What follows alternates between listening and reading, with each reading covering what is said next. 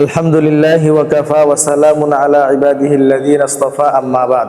বাংলাদেশের মুসলমানদের জন্য বড় দুর্ভাগ্যের বিষয়, আজকে বর্তমান সময়ে যদি বাংলাদেশে কোনো মানুষ বাংলাদেশের প্রধানমন্ত্রীকে নিয়ে কটূক্তি করত তাহলে তার সর্বোচ্চ বিচার হইতো।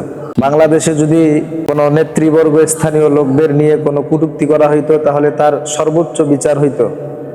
কিন্তু আমাদের দুর্ভাগ্য, আমাদের কপাল পোড়া যে মুসলমানদের দেশ বাংলাদেশে আল্লাহকে নিয়ে কটূক্তি করে কিন্তু তার বিচার হয় না, নবীকে নিয়ে কটূক্তি করে তার বিচার হয় না, ইসলামকে নিয়ে কটূক্তি করে তার বিচার হয় না।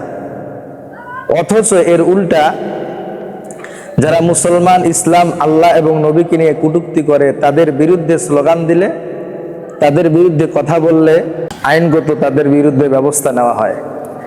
এটা আমাদের বাংলাদেশের মুসলমানদের জন্য দুঃখজনক বিষয় ছাড়া আর কিছু হতে পারে না।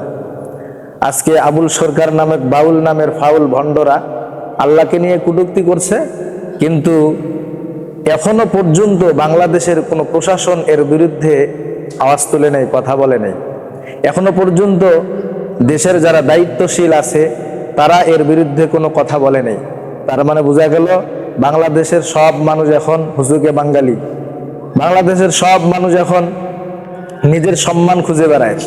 নিজের সম্মানহানি হলে তখন এর বিরুদ্ধে তারা স্লোগান দেয়, কথা বলে, বিচার করে, ব্যবস্থা নেয়।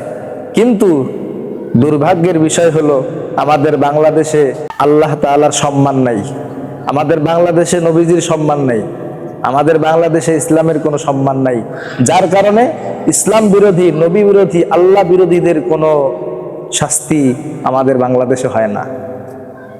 বাংলাদেশের সর্বস্তরের মুসলমানদেরকে আমি বলবো, এটা আমাদের জন্য কপাল পোড়া ছাড়া আর কিছুই হতে পারে না।